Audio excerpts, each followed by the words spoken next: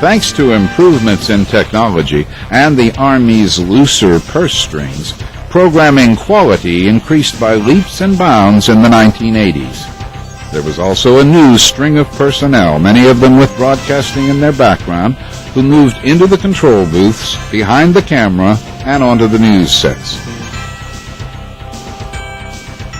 But what punctuated that decade was Operation Just Cause in 1989. This was a time that SCN would earn its battle streamer. The officers or military soldiers would come up to your car with the AK-47 and stick it in the window and say, "Do you mind if I search your car?" Well, I didn't have any objections. They could do just anything they wanted to do. I had been drilling him time after time after time on bringing the studio hot within a matter of minutes from a cold start. And they had gotten that down perfectly. But you could tell that they were very tense. Again, it was not lost on the individual soldier and sailor and airman who worked at SCN that building had been targeted. SCN sits less than 50 feet from Gayard Highway. During Just Cause, those of us in radio joked, since the window to our radio studio overlooked the highway, someone with a rocket-propelled grenade launcher could easily park a shell right on our laps.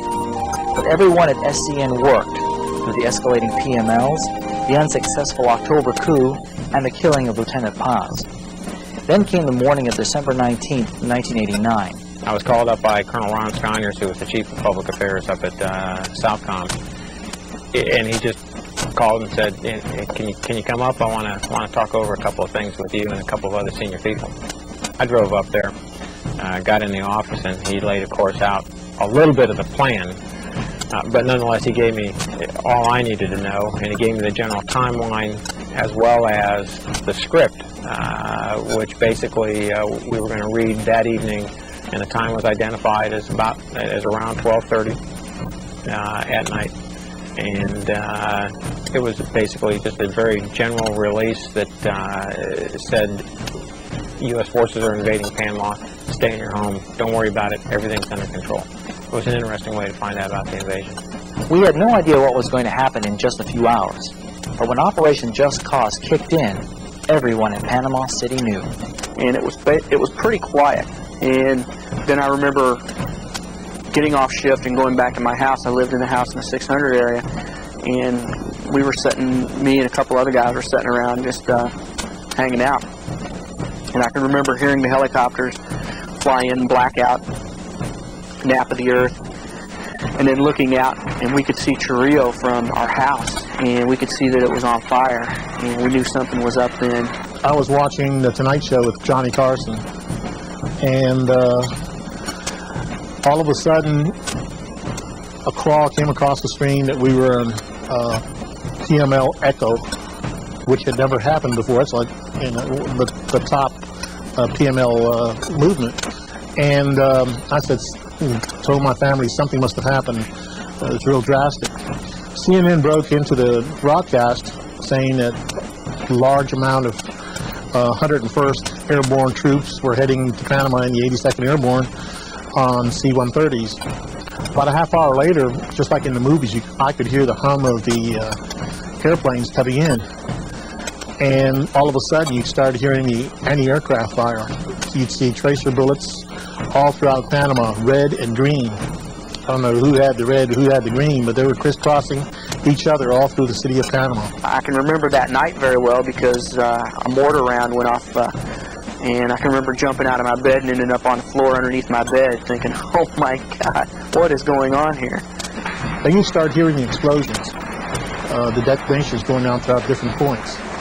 I would call up friends of mine in different parts of the city, and they would tell me, like Panama Viejo, it's the detachment there is blown up, Cuban Airport, the National Guard headquarters by Chorrillo were also being attacked, and so on. The practice paid off.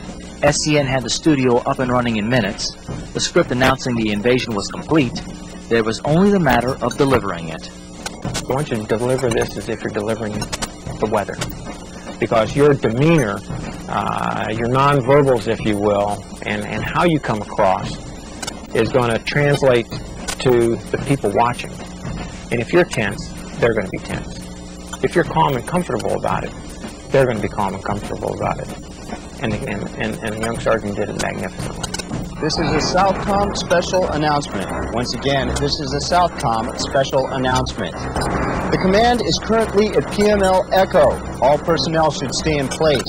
Because of recent actions by the Noriega regime, the President of the United States has ordered military action against the Panama Defense Forces. The purpose of this action is to ensure the protection of U.S. personnel and U.S. facilities and guarantee the future safe operation of the Panama Canal. There is fighting throughout Panama, and all personnel should remain at home, remain in place. All U.S. schools are closed until further notice, and all movement except by U.S. military forces is prohibited. Whether you live on a U.S. defense site or in any area of Panama, stay off the streets, stay away from doors and windows, ensure you and your children do not go outside, and do not interfere with any U.S. maneuvers. These operations are not directed against the people of Panama, but rather Noriega, who has been indicted in the U.S. on drug trafficking charges, and the Panama Defense Forces, who are responsible for continued harassment and even the murder of a U.S. military officer. PML Echo is in effect. There is a threat to the lives of U.S. personnel. If you live on a defense site or military area of coordination, stay there. Travel to or through any area not on a defense site or military area of coordination is not authorized except for U.S. military forces. All exchanges, commissaries, etc. are closed until further notice. Limit your use of the telephone to emergency calls only. Hospital emergency rooms only are open. All other routine clinic appointments are canceled. Again, we are currently in PML Echo. Stay tuned to SCN radio and television for further advisories. Even during a serious matter like Just Cause, there are weird and funny moments. SCN FM went total request during the invasion, taking our audience's song suggestions, hopefully keeping them engaged and listening so they hear the latest information. Shortly after Noriega fled into the papal nuncio for sanctuary, we started getting requests for songs, and we noticed all the songs had a particular message in their lyrics. We wondered what was up, and finally checked the TV and saw on CNN someone had set up stadium-sized speakers around the papal nuncio, and they were blasting Noriega with rock and roll. Just to set the record straight, that was psychological operations doing, not SCN's. On January 3rd, Noriega surrendered and was flown out of Panama. And if you're wondering what song was most requested during the sonic assault on Noriega, the most requested was the Bobby Fuller Fours, I Fought the Law, and the Law Won. In the 1980s, patriotism was on the rise in the United States, and the Panama Canal Zone as well. SCN met that surge with coverage of a series of July 4th celebrations.